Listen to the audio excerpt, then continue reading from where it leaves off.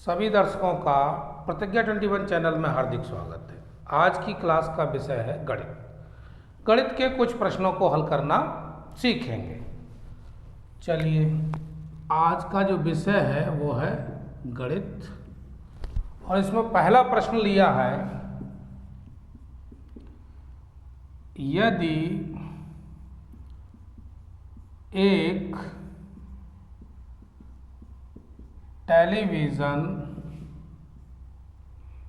Set का मूल्य, यदि एक टेलीविज़न सेट का मूल्य 25% बढ़ा दिया जाए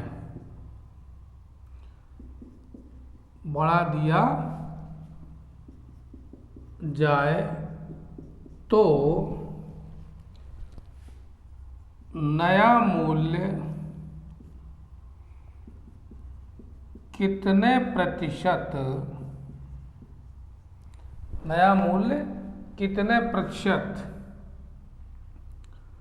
घटाया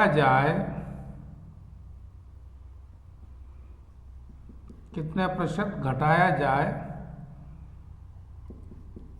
कि मूल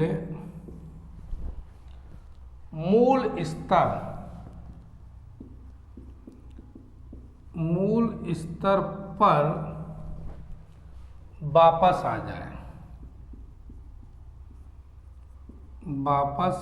जाए। तो सवाल में ये पूछा गया है कि कितने प्रतिशत घटाया जाए। तो इस तरह के प्रश्न में पहले तो वही मानेंगे, माना टेलीविज़न का मूल्य बराबर 100 रुपया। मान लिया कि इसका मूल्य 100 रुपया है। अब 25% बढ़ा दिया गया है मूल्य, तो 25% वृद्धि के बाद मूल्य अब कितना हो जाएगा? 125 रुपये, क्योंकि हमने 100 माना है और 25%, तो 100 का 25 ही होता है। मूल्य में कमी, 125 में से अगर 100 घटाएंगे तो कितना आएगा? 25 रुपये। प्रतिशत कमी पूछिए, कितने प्रतिशत घटाया जाए। तो प्रतिशत कमी बराबर 25/125 गुणा 100। 25 का इसमें भाग लगाएंगे तो जी 5 बार जाएगा, और 5 का 100 में भाग लगाएंगे तो 20 बार। तो उत्तर क्या आया? 20% घटाने पर ये मूल्य जो है अपने मूल स्तर पर आ जाएगा। तो ये प्रश्न प्रतिशत से जुड़ा हुआ पहला प्रश्न था। अब बात करेंगे दूसरे प्रश्न की। इसी तरह से आप भी अभ्यास करें। सवाल नंबर 2, किसी आयत का परिमाप 50 मीटर है। यदि उसकी लंबाई चौड़ाई से 13 मीटर अधिक हो तो आयत का क्षेत्रफल ज्ञात कीजिए।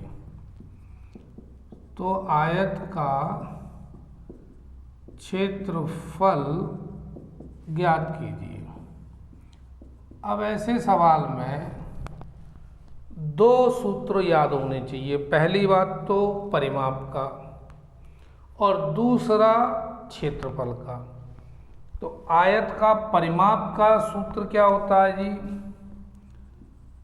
परिमाप 2 गुणा लंबाई प्लस चौड़ाई, ये ब्रैकेट में। और क्षेत्रफल लंबाई गुणा चौड़ाई, ये बात पता होनी चाहिए, तभी तो सवाल निकलेगा। अब इसमें हल कैसे करेंगे? माना लंबाई x और चौड़ाई y, ये दो मान लिए, लंबाई मान ली x, चौड़ाई मान ली y। अब प्रश्न के अनुसार जब बात करें तो परिमाप 2x प्लस वाई बराबर कितना हो गया? 50। ये परिमाप हो गया और परिमाप दिया है 50। तो x प्लस वाई बराबर कितना हो गया? 50 में अगर 2 का भाग लगाएंगे तो 25 आ गया। तो x प्लस वाई बराबर 25, ये बन गया भाई समीकरण नंबर 1। अगला कहता है लंबाई चौड़ाई से 13 मीटर अधिक है। लंबाई चौड़ाई से कितनी अधिक है? 13। ये बन गया समीकरण नंबर 2। अब करना क्या है? दोनों समीकरण को जोड़ने पर, तो ये तो बाई कट कैंसिल हो गया। 2x बराबर कितना हो जाएगा? 38। 25 और 13 जोड़ेंगे तो 38। 2 का भाग लगा दो, ये आ गया 19। x बराबर 19। कुल मिलाकर लंबाई पता चल गई कि वही 19 है। और चौड़ाई पता करनी हो तो x प्लस वाई बराबर 25 दिया है, यहाँ 19 लिख दीजिए, तो y का मान निकल आएगा 25 में से 19 घटाएंगे तो कितना आ गया? 6। x की वैल्यू और y दोनों की निकाल ली। अब क्या करना है? क्षेत्रफल निकालना है। लंबाई गुणा चौड़ाई, लंबाई दी है 19, चौड़ाई दी है 6, अभी निकालिए, दोनों गुणा कर लीजिए तो कितना हो गया? 114 वर्ग मीटर, ये आंसर हो गया। बिल्कुल साधारण विधि है, तो साधारण विधि से आप निकाल लेंगे। अब चलते हैं भाई अगले प्रश्न पर।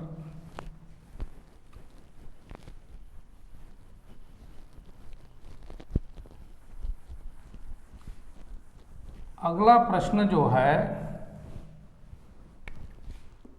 वो देखिए, एक व्यक्ति एक स्थान से दूसरे स्थान तक 40 किलोमीटर प्रति घंटा की औसत चाल से चला। एक स्थान से दूसरे स्थान को जब वो चला तो उसकी औसत चाल क्या है? 40 किलोमीटर प्रति घंटा। और वापस मूल स्थान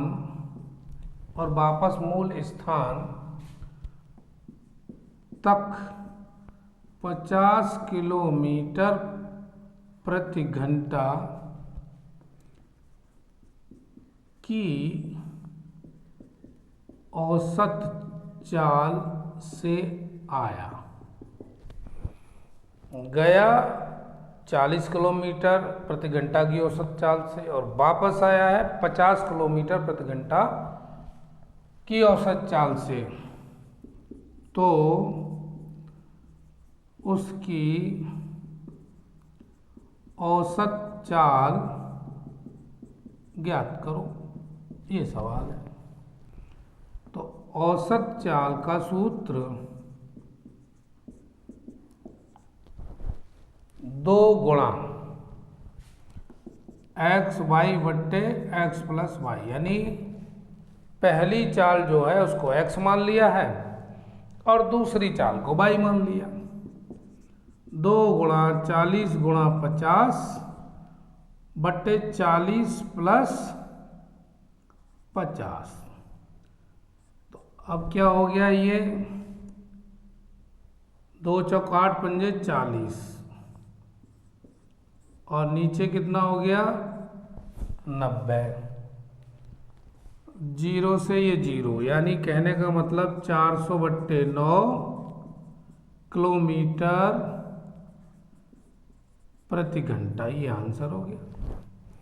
यहाँ बस ध्यान रखने की बात ये है कि औसत चाल का सूत्र आपको अगर पता है तो लगा दीजिए और उत्तर आ जाएगा। चलो भाई, उम्मीद है कि ये सवाल समझ में आया होगा। अब अगले प्रश्न पर चलेंगे।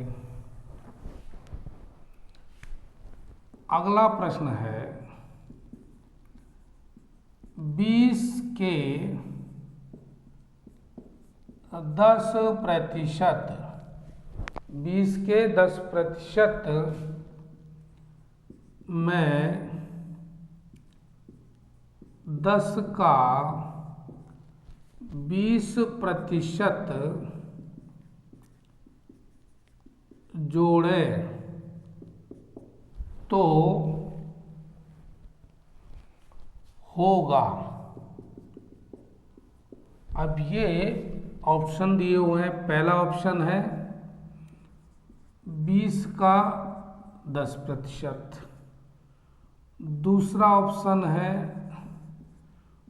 200 का 1%, और जो तीसरा ऑप्शन दिया है वो दिया है 200 का 2%, और चौथा ऑप्शन दिया है 10 का 20%। अब ये 4 ऑप्शन दिए हुए हैं, अब इनमें से एक सही पर टिक लगाना है। तो क्या होगा,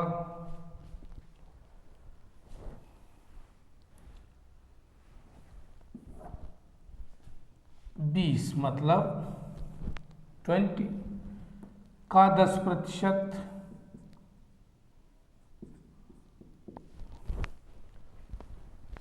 प्लस 10 का 20%, तो क्या आया, 20 में 10 का गुणा 100 का भाग, 10 में 20 का गुणा 100 का भाग, 2 जीरो, ये कैंसिल, ये भी इससे कैंसिल, तो ऊपर हुआ 2 प्लस 2, यही बचा, यहाँ आया 4। कहने का मतलब आंसर तो 4 आया। अब इन ऑप्शन में कौन सा ऐसा है जिसमें 4 आ जाए, तो ये जो आंसर है ऑप्शन सी, इसको सॉल्व करेंगे 200 का 2%, तो देखेंगे तो कैलकुलेट करके 4 ही आएगा। तो आंसर हुआ आपका कौन सा वाला, सी वाला, ये सही है। 200 का 2%, 20 के 10% में 10 का 20% जोड़े तो क्या होगा, तो भाई ये होगा 200 का 2%। अगला प्रश्न,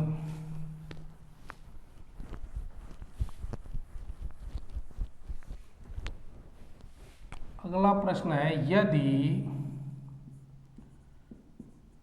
2 संख्याओं का गुणनफल, यदि 2 संख्याओं का गुणनफल 320 है और उनका अनुपात 1:5 हो तो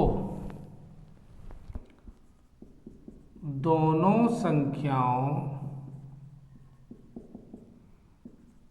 के वर्गों,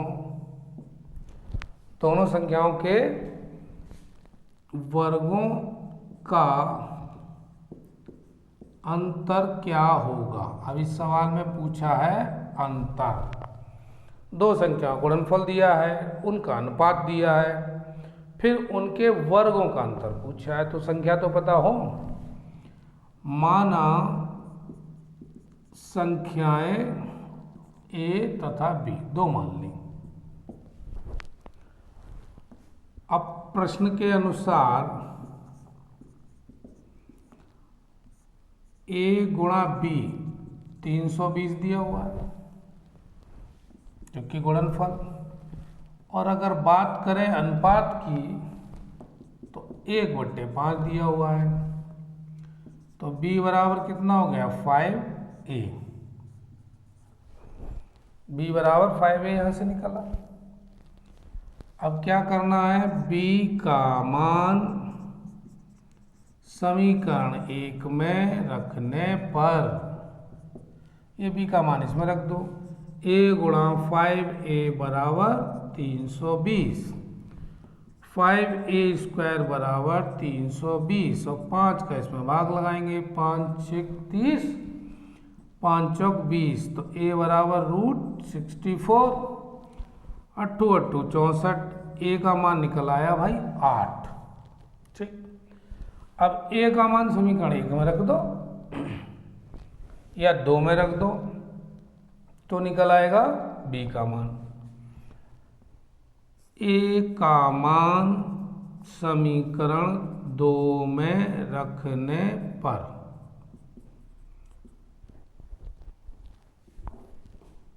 b बराबर 5 × 8, तो ये हो गया 40। a आया 8, b आया 40। अब इनके वर्गों का अंतर पूछा है।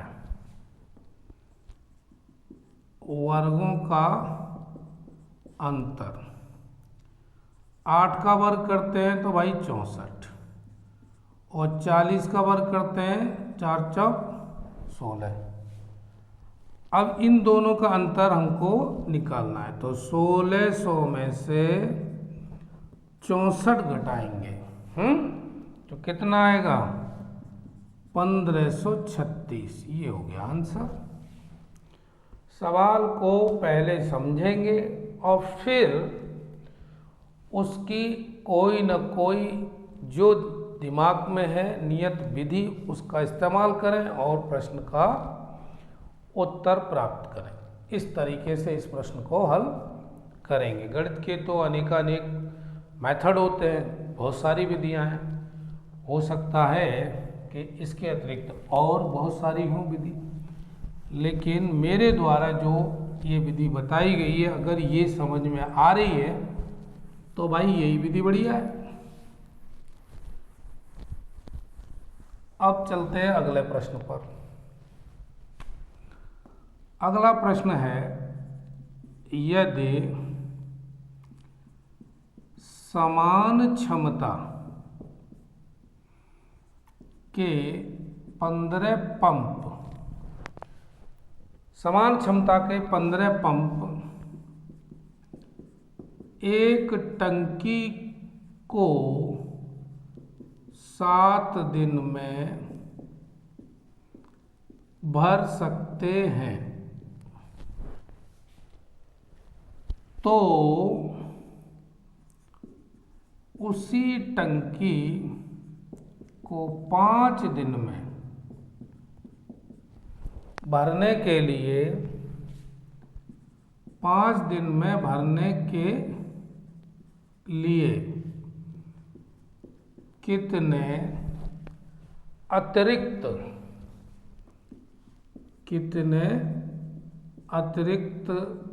पंपों की आवश्यकता होगी।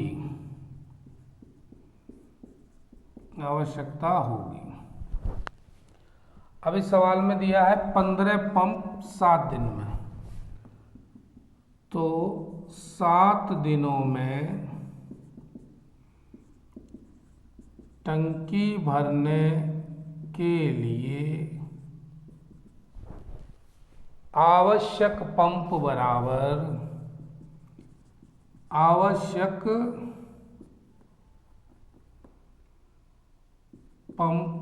बराबर 15। इसलिए एक दिन में टंकी भरने के लिए पंप बराबर कितनी ज़्यादा चाहिए, एक ही दिन में भरना है तो 15 में गुणा कर दो 7 का, तो यह आया 105। अब 5 दिन में भरने के लिए 5 दिन में टंकी भरने के लिए आवश्यक पंप, तो 105 में 5 का भाग लगाएंगे तो कितना आएगा 21। 5 दिन में भरने के लिए ज़रूरत कितनी होगी 21 पंप की, और हमारे पास 15 पंप ऑलरेडी काम कर ही रही है 7 दिन में भरने के लिए, तो अतिरिक्त पंप बराबर 21 में से 15 घटा दें तो भाई 6 पंप, ये आंसर हो गया आपका। सवाल को एक बार दोबारा समझ लो। समान क्षमता के 15 पंप एक टंकी को 7 दिन में भर सकते हैं, तो उसी टंकी को 5 दिन में भरने के लिए कितने अतिरिक्त पंपों की आवश्यकता होगी। 15 पंप 7 दिन में भर रहे हैं, अब 5 ही दिन में काम करना है ना भाई, तो ज़्यादा की ज़रूरत होगी, तो कितने ज़्यादा की ज़रूरत होगी, वो 6 पंप और चाहिए। ठीक है, अगला प्रश्न देखते हैं।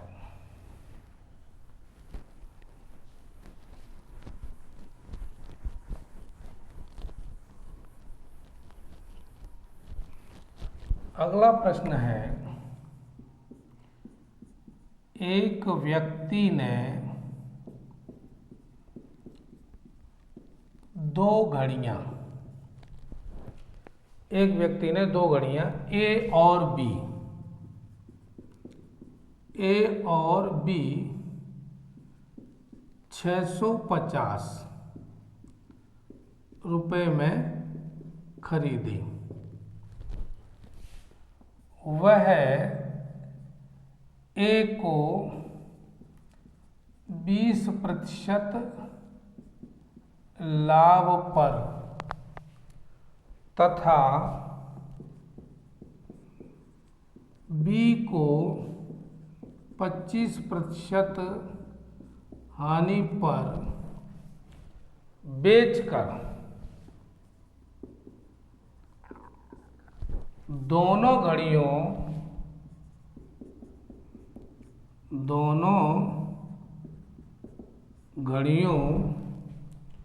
का वही मूल्य प्राप्त करता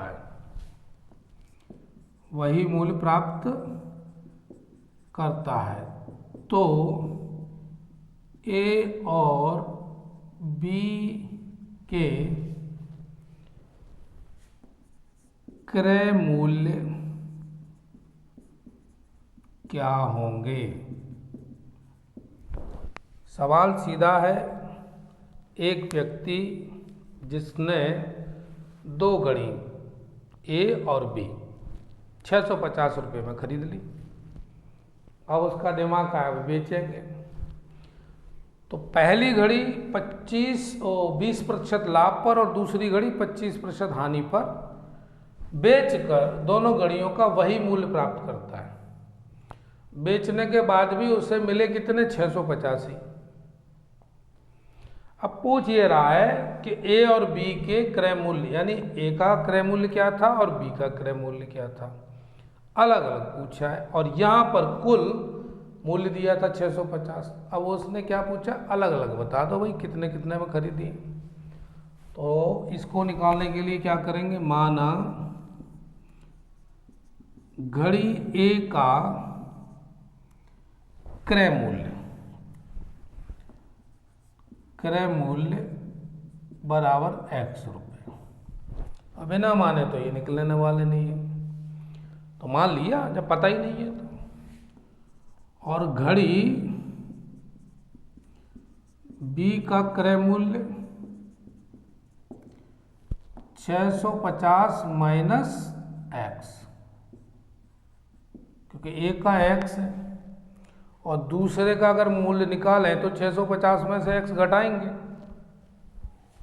यहां तक बात समझ में आ गई। इसलिए A का विक्रय मूल्य बराबर x गुणा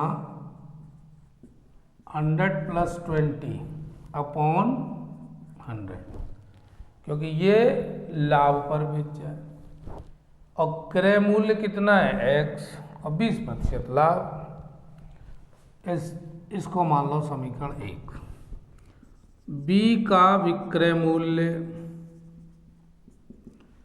650 माइनस x और 100 माइनस 25 अपॉन 100, इसको मान लो 2। ये 100 माइनस 25 क्यों किया? क्योंकि हानि पर बेच रहा है तो घटाएंगे, लाभ पर होता तो जोड़ेंगे। इसका क्रय मूल्य x था, इसका क्रय मूल्य ये दिया हुआ है तो वो यहाँ लिख दिया। दोनों को बराबर लिखना है। x 100 plus 20 upon 100, 650 minus x एक ब्रैकेट और दूसरा में 100 माइनस 25, ये हो गया। यहाँ से भाई ये 100 कैंसिल, ये हो गया 120x, ये कितना हुआ 75, 650 माइनस x, इसे काट ले रहे हैं भाई। 15 पंजे 75 और 15 अट्ठे 120, 8x बराबर 5 इंटू 650 माइनस ये हो गया 5x। अब क्या करना है, इस 5x को इधर ले आते हैं। 8x प्लस 5x बराबर 5 गुणा 650 हो गया। अब ये हुआ 13x बराबर 5 गुणा 650, 13 पंजे 65, x बराबर कितना आया 55, 25। तो कहने का मतलब ये हुआ कि जो A घड़ी पहली वाली थी इसका क्रय मूल्य कितना है 250। अब B घड़ी का B का क्रय मूल्य कुल 650 था ही, उसमें से 250 घटा दो तो 400 हो गया। तो A का तो 250 और B का 400, ये दोनों के क्रय मूल्य निकल आए। तो यदि ऐसा सवाल का सामना हो परीक्षा में तो इसको भाई इस तरीके से आप सॉल्व करेंगे। गणित के ये जितने टॉपिक पर मैंने आज चर्चा की है उन्हीं टॉपिक का आप अभ्यास करें, और अगर कुछ समझ में ना आया हो तो कमेंट करके बताएं, और अगर पसंद आया हो तो लाइक करें। तो आज की क्लास यहीं छोड़ते हैं और मिलते हैं फिर किसी नए टॉपिक के साथ, नए सब्जेक्ट के साथ। तब तक यूं ही जुड़े रहिए और वीडियो देखने के लिए दिल से धन्यवाद।